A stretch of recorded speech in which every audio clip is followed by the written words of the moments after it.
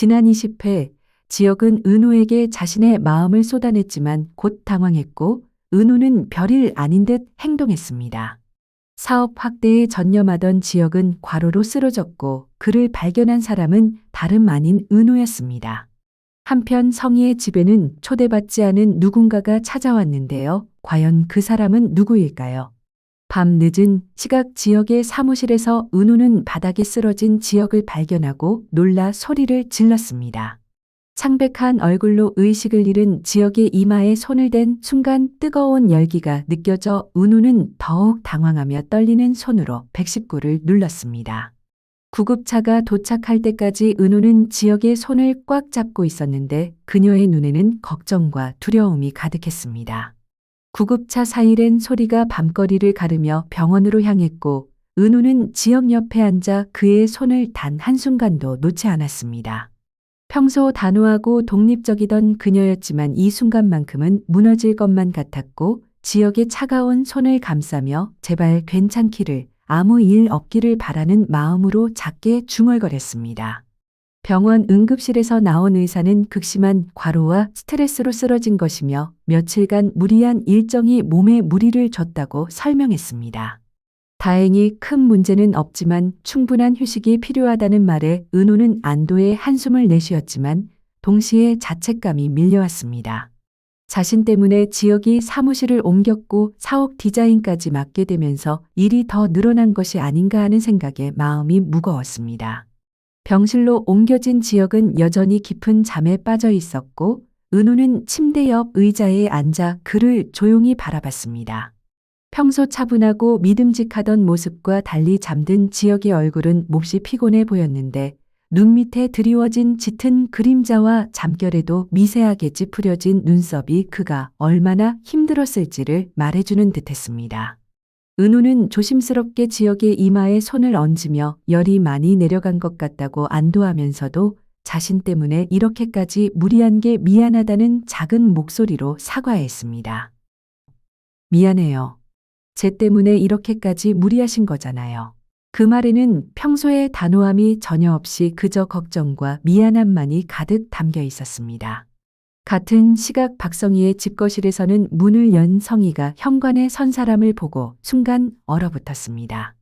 그녀가 전혀 예상하지 못했던, 한동안 소식이 끊겼던, 그래서 다시는 볼 일 없을 거라 생각했던 바로 그 사람이 서 있었고 성희의 얼굴은 순식간에 창백해졌습니다. 방문자는 성희를 물끄러미 바라보며 오랜만이라고 들어가도 되겠냐고 조심스럽게 물었습니다. 성희는 잠시 망설였지만 이내 고개를 끄덕이며 그를 안으로 들였고 거실 소파에 마주 앉은 두 사람 사이에 어색한 침묵이 흘렀습니다. 방문자가 먼저 말을 꺼냈는데 성희가 은우의 검진 결과를 확인했다는 소식과 무언가를 계획하고 있다는 것까지 알고 있다는 말에 성희는 놀란 표정으로 어떻게 그걸 아느냐고 물었습니다. 방문자는 씁쓸하게 웃으며 자신도 나름의 정보망이 있다고 대답했고 성희는 깊은 한숨을 내쉬며 은우를 위한 일이고 더 늦기 전에 해야 할 일이라고 조심스럽게 설명했습니다. 방문자는 고개를 끄덕이며 은우가 이 계획에 대해 알고 있냐고 물었고 성희는 아직은 아니며 때가 되면 말할 거라고 대답하며 고개를 저었습니다. 두 사람의 대화는 계속 이어졌는데 무언가 중요한 이야기가 오가는 듯했지만 구체적인 내용은 조심스럽게 감춰진 채 다만 한 가지 분명한 것은 이 방문이 앞으로의 이야기에 큰 영향을 미칠 거라는 것이었습니다. 다음 날 아침 병원에서 지혁이 천천히 눈을 뜨고 낯선 천장을 보며 잠시 혼란스러워하다가 고개를 돌렸을 때 침대 옆에 앉아 엎드린 채 잠들어 있는 은우를 발견하고 깜짝 놀랐습니다. 은우가 밤새 자신 곁을 지킨 것이었고 그녀의 목과 어깨가 불편한 자세 때문에 굳어 있을 게 분명했습니다. 지혁이 조심스럽게 손을 뻗어 은우의 어깨에 자신의 담요를 덮어주려던 그 순간 은우가 눈을 떴고 두 사람의 눈이 마주치자 은우는 화들짝 놀라며 몸을 일으켰습니다. 지혁은 어색하게 웃으며 덕분에 괜찮아졌다고, 밤새 고생했다고 말했고 은우는 얼굴이 빨개지며 아니라고 당연한 일을 했을 뿐이라고 둘러댔습니다. 하지만 은호의 눈가에 역력한 안도의 빛을 본 지혁은 자신을 이토록 걱정해주는 사람이 있다는 것, 그게 바로 은호라는 것이 감사하며 가슴 한편이 따뜻해짐을 느꼈습니다. 병원 복도로 잠시 나와 커피를 마시던 은호는 생각에 잠겼습니다. 지난밤 지혁이 쓰러진 순간 자신이 얼마나 놀랐고 얼마나 무서웠는지 떠올리며 자신이 지혁에게 느끼는 감정이 단순한 동업자 이상이라는 것을 깨달았습니다. 하지만 평생 독립적으로 살아온 자신이 누군가에게 이렇게 마음을 주는 게 낯설었고 선을 긋는 게 익숙했던 자신이 이제는 그 선을 지울까 말까 고민하고 있다는 사실에 여전히 혼란스러워했습니다. 한편 이상철이 집을 나간 후 다정은 혼자 아파트에 남아 식탁에 앉아 눈물을 훔치며 상철이 좋아하던 음식들을 만들고 있었습니다. 자신 때문에 상철이 힘들어한 건 아닐까, 자신이 더 잘했어야 했던 건 아닐까 자책하던 그때 현관문이 열리며 며칠 만에 돌아온 상철이 나타났습니다. 피곤한 얼굴이었지만 다정을 보자마자 표정이 부드러워진 상철을 본 다정은 울음을 터뜨렸고 상철은 아내를 꼭 안으며 미안하다고, 자신이 너무 자존심만 내세웠다고 진심으로 사과했습니다. 상철, 당신 잘못이 아니오. 내가 너무 고집을 부렸어. 다정은 고개를 저으며 자신도 상철의 마음을 더 헤아렸어야 했다고 말했고 두 사람은 서로를 꼭 안으며 화해하는 모습에서 평생을 함께한 부부의 깊은 애정이 느껴졌습니다.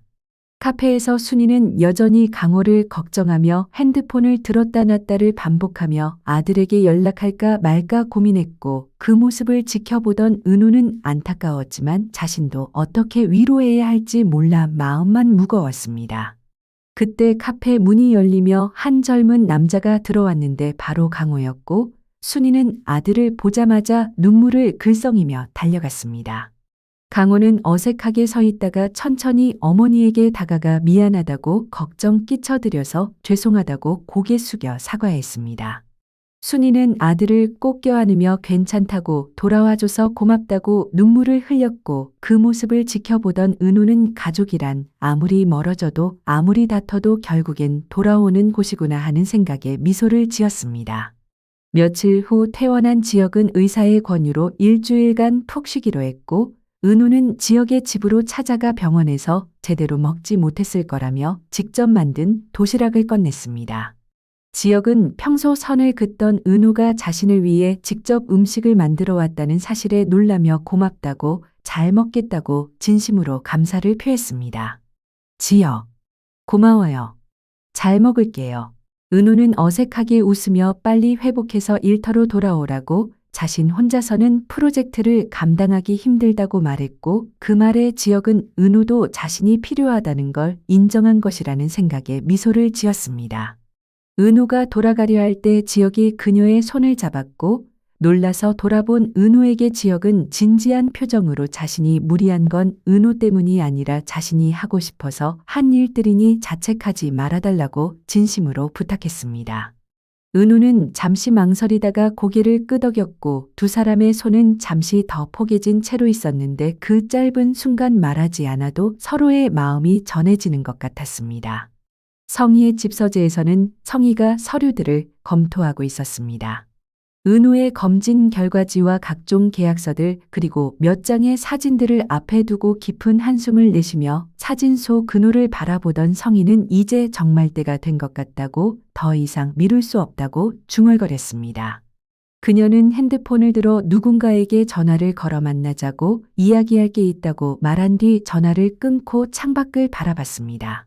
아름다운 노을이 지고 있었지만 성희의 표정은 복잡했는데 앞으로 일어날 일들이 모두를 힘들게 할 것이지만 은우를 위해서라도 피할 수 없는 일이라는 생각이 그녀의 마음을 무겁게 했습니다.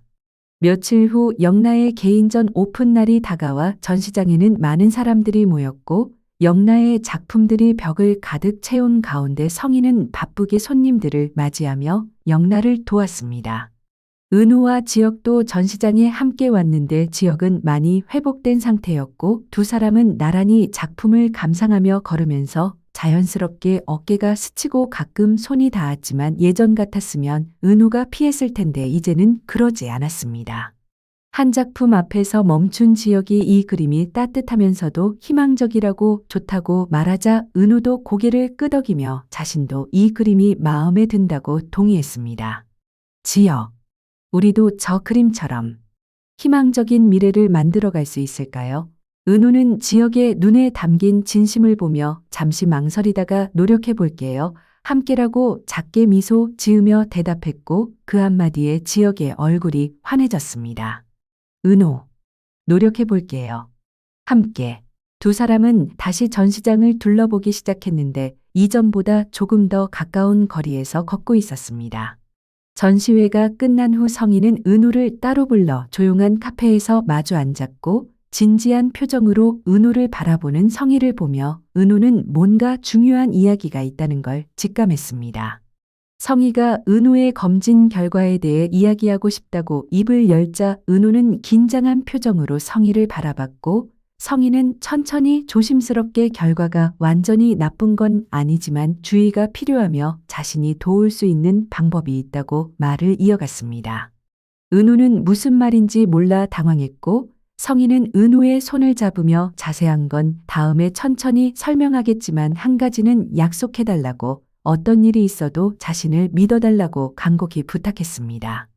은우는 혼란스러웠지만 성희 언니를 믿는다고 언제나 그래왔듯이 믿겠다고 고개를 끄덕였고 성희는 안도의 한숨을 내쉬며 은우를 꼭 껴안았는데 그녀의 눈에는 눈물이 맺혀 있었습니다. 그날 밤 은우는 자취방에 혼자 앉아 성희의 말이 머릿속을 떠나지 않는 채로 생각에 잠겼습니다. 검진 결과에 뭔가 문제가 있는 걸까? 성희 언니가 도울 수 있다는 방법은 뭘까 하는 고민이 끊이지 않았습니다. 그때 핸드폰이 울렸는데 지혁이었고 잘 들어갔냐고 오늘 전시회 함께 가서 좋았다는 메시지에 은우는 미소를 지으며 자신도 좋았다고 다음에 또 함께 가자고 답장을 보냈습니다. 메시지를 보내고 나서 창밖을 바라본 은우는 밤하늘에 총총히 빛나는 별을 보며 앞으로 어떤 일이 기다리고 있을지 알 수 없지만 한 가지는 확실하다고 생각했습니다. 이제 자신은 혼자가 아니라는 것, 곁에 지혁이 있고 성희 언니가 있고 걱정해주는 사람들이 있다는 것을 깨달으며 작게 웃으며 괜찮을 거라고 다 잘 될 거라고 중얼거렸습니다. 며칠 후 상철은 지혁을 다시 찾아가 어색하게 서 있다가 먼저 입을 열어 지난번에 너무 감정적으로 행동했다고 미안하다고 진심으로 사과했습니다. 지혁은 고개를 저으며 자신도 배려가 부족했다고 앞으로는 더 잘 지내보자고 화답하며 두 사람은 악수를 나눴는데 남자들끼리의 화해는 이렇게 간단하고 담백했습니다. 다정은 그 모습을 보며 가족이 다시 하나가 된 것 같다고 느끼며 흐뭇하게 미소 지었습니다. 그날 저녁 지혁의 집에서는 상철과 다정 그리고 지혁 세 사람이 오랜만에 편안한 분위기에서 다정이 만든 음식들이 가득 놓인 식탁에서 저녁을 나눴습니다. 다정이 지혁에게 은우 씨와는 어떻게 됐냐고 물었고 지혁은 어색하게 웃으며 천천히 진전되고 있다고 대답했습니다. 상철이 진지하게 좋은 사람이니 놓치지 말라고 조언했고 다정도 고개를 끄덕이며 은우를 칭찬하자 지혁은 두 사람의 말에 감사하며 은우에게 더 잘하겠다고 그녀가 자신을 선택할 수 있도록 노력하겠다고 다짐했습니다. 한편 성희는 집에서 중요한 서류를 정리하며 책상 위에 펼쳐진 여러 문서들을 하나하나 꼼꼼히 확인하고 사인을 했습니다. 마지막 서류에 사인을 마친 성희는 이제 준비는 다 끝났고 은우에게 말할 차례라고 생각하면서도 어떻게 시작해야 할지 은우가 어떻게 받아들일지 걱정이 앞서 깊은 한숨을 내쉬었습니다. 성희는 창밖을 바라보며 모든 일이 잘 풀리기를 은우가 자신의 마음을 이해해 주기를 그리고 모두가 행복해지기를 조용히 기도했습니다. 다음 날 아침 은우는 카페에서 순이, 강호와 함께 화목한 분위기 속에서 일하고 있었습니다. 아들이 돌아온 후 표정이 밝아진 순이와 성실하게 카페 일을 돕는 강호의 모습이 평화로웠고 그때 카페 문이 열리며 들어온 지혁을 본 은우는 반갑게 미소 지으며 인사했습니다. 지혁은 커피를 주문하며 오늘 현장 미팅이 있다고 같이 가자고 제안했고 은우는 흔쾌히 승낙했습니다. 두 사람은 카페를 나서며 자연스럽게 나란히 걸었는데 아침 햇살이 따뜻하게 두 사람을 비추는 가운데 거리의 사람들은 각자 바쁜 하루를 시작하고 있었고 은우와 지혁도 그중 하나였지만 두 사람에게는 서로를 향한 마음이 조금씩 깊어지고 있다는 것을 둘 다 느낄 수 있는 특별한 기운이 있었습니다. 현장에 도착한 은우와 지혁은 함께 도면을 검토하며 은우가 디자인한 사업 계획이 차근차근 실행되는 것을 확인했고 지혁은 은우의 의견을 존중하며 함께 의논하는 가운데 두 사람의 호흡은 점점 더 잘 맞아갔습니다. 점심시간이 되어 지혁이 은우에게 어디서 먹고 싶냐고 물었고 은우가 근처 맛집을 제안하자 지혁은 좋다며 먼저 걸었습니다. 은우가 뒤따라가는데 지혁이 자연스럽게 손을 내밀며 위험하니까 자신이 잡고 가겠다고 말했고 은우는 잠시 망설였지만 이내 지혁의 손을 잡았습니다.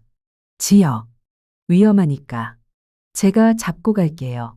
두 사람의 손이 포개진 순간은 따뜻하고 안정적이며 편안했고 길을 걷는 두 사람의 모습은 연인처럼 보였는데 아직 정식으로 사귀는 사이는 아니었지만 그 경계는 점점 흐릿해지고 있었습니다.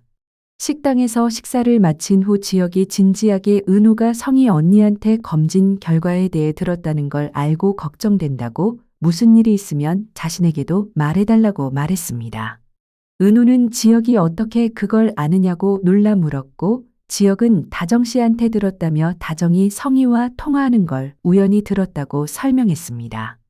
은우는 한숨을 내쉬며 사실 자신도 아직 정확히 뭐가 문제인지 모르고 성희 언니가 곧 자세히 설명해 준다고 했다고 말했고 지혁은 은우의 손을 꼭 잡으며 무슨 일이 있어도 자신이 옆에 있을 거니 혼자 감당하려 하지 말라고 진심으로 말했습니다. 지혁, 무슨 일이 있어도 제가 옆에 있을게요. 혼자 감당하려 하지 마세요. 은우는 지혁의 눈에 가득한 진심과 걱정을 보며 고맙고 그 말이 자신에게 큰 힘이 된다는 것을 느끼며 고개를 끄덕이고 작게 미소 지었습니다. 그날 저녁 성희는 은우에게 전화를 걸어 내일 시간이 있냐고 만나서 중요한 이야기를 하고 싶다고 말했고 은우는 긴장하며 알겠다고 대답했습니다. 전화를 끄는 은우는 불안한 마음으로 창밖을 바라보며 내일 성희 언니가 무슨 말을 할까, 검진 결과가 정말 안 좋은 걸까, 자신의 미래는 어떻게 될까 하는 생각들이 머릿속을 맴돌았지만 은우는 고개를 저으며 부정적인 생각을 떨쳐내고 아직 아무것도 확정된 게 없으니 내일 성희 언니의 말을 듣고 나서 생각해도 늦지 않다며 깊은 숨을 들이마시고 마음을 진정시켰습니다. 다음 날 카페에서 성희와 은우가 조용한 시간대라 다른 손님이 없는 가운데 마주 앉았고 진지한 표정으로 은우를 바라보는 성희를 보며 은우도 긴장한 얼굴로 성희를 기다렸습니다. 성희가 천천히 은우의 검진 결과와 자신이 준비한 계획에 대해 말을 꺼내기 시작했고 성희의 말이 이어질수록 근우의 눈은 점점 커지며 믿을 수 없다는 표정이 되었습니다. 성희는 은우의 손을 꼭 잡으며 놀랐겠지만 이게 최선이고 은우를 위한 일이라고 설명했고 은우는 혼란스러운 표정으로 왜 이런 결정을 혼자서 했냐고 왜 미리 말하지 않았냐고 물었습니다. 성희는 눈물을 글썽이며 미안하지만 은우가 반대할까봐 무서웠다고 제발 자신의 마음을 이해해달라고 간곡히 부탁했습니다. 성희, 미안해. 하지만 내가 반대할까봐 무서웠어. 은우야, 제발 내 마음을 이해해줘. 은우는 감사하면서도 당황스럽고 고마우면서도 부담스러운 복잡한 표정으로 성희를 바라봤지만 성희의 진심만큼은 의심할 여지가 없다는 것을 알 수 있었습니다. 그렇게 화려한 날들의 등장인물들은 각자의 삶 속에서 새로운 국면을 맞이하고 있었습니다. 지혁과 은우는 서로를 향한 마음을 조금씩 확인해가고 있었고 상철과 다정은 화해하며 더욱 단단한 부부가 되었으며 순이와 강호도 다시 함께하게 되었습니다. 하지만 성희가 은우에게 전한 그 이야기는 무엇이었을까요? 은우의 검진 결과에는 어떤 비밀이 숨어 있을까요? 그리고 성희가 준비한 계획의 은우의 삶을 어떻게 바꿀까요? 때로는 가장 사랑하는 사람을 위한 선택이 가장 어려운 법입니다. 성희와 은우 두 사람의 앞에 놓인 선택은 과연 무엇일까요? 다음 주 화요일 화려한 날들 22회에서 그 답을 확인하실 수 있습니다. 놓치지 마세요.